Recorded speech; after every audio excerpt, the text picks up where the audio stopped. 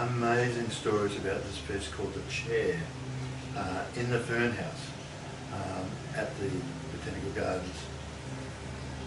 And that's what it looks like. Mm-hmm. And it's like that. And first of all, that is it. The sculptor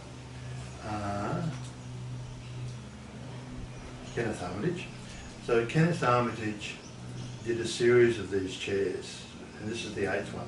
All the others were about this tall. Mm. And the creative drive that brought it about was that he had a favourite chair in his kitchen. Mm. And in his kitchen, he used to sit and look at the garden. Mm. And in the garden, when he used to look out, he then pulled together his creative thoughts for the day. And the chair is welcoming, come on in, new ideas. Exactly right. Inspiration. I'm waiting. Yeah. Exactly. Yeah. Exactly right. And it is so important in his career, and we are so lucky and blessed to have it. And I gave our poor former Lord Mayor Graham Quirk absolute hell because I couldn't understand why this valuable piece was sitting in a fern house. I thought it was so disrespectful. But what has happened since 2013, when I was bemoaning its location, was that the gardens now have all this beautiful artwork that's going in to the gardens, and now it's not like a lonely person without any companions. It actually has, you know, a growing family around it, and I now think it's quite well placed in the overall scheme of things. And this is a photo of my lovely daughter as she lives in those days. Holding his hand. Mm.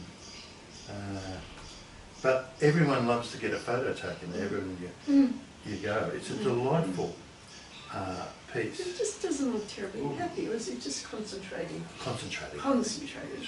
We'll be generous. Be a bit more careful when I key out of these things. Now, what else? And so, the other piece I wanted to talk about in the gardens, that is your work back on the rhylhinwood art trail, is Kuta. And that is so incredible. Kuta Picnic. Kuta Picnic. It's directly opposite the World Expo 88 Japanese garden. And I just think it's really serendipitously that we have this great connection between your artwork and the World Expo 88 art trail, because I mean, Sally-Ann is just so incredibly passionate about the Japanese garden. It was just such an important save. Yes, beautiful.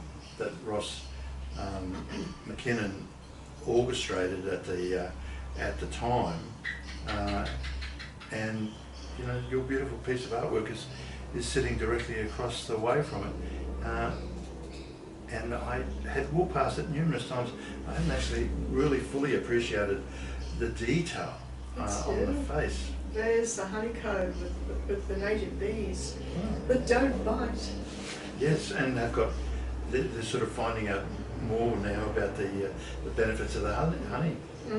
And well, I was asked to make a seat at the entrance to the children's trail, and I thought for it to appeal to children, it was more interesting to make something a bit organic. And I went to the quarry where there are big natural boulders scattered about, and I spotted this particular one. It was like a giant carrot, and I had it delivered home and carved a couple of hollows where some little bums could sit, but the hollows were surrounded by the coils of a giant carpet snake nosing its tip of its nose into the great big staghorn right down at the very tapered end. But just carving into the surface, there are leaves and seeds and various things that the children might look for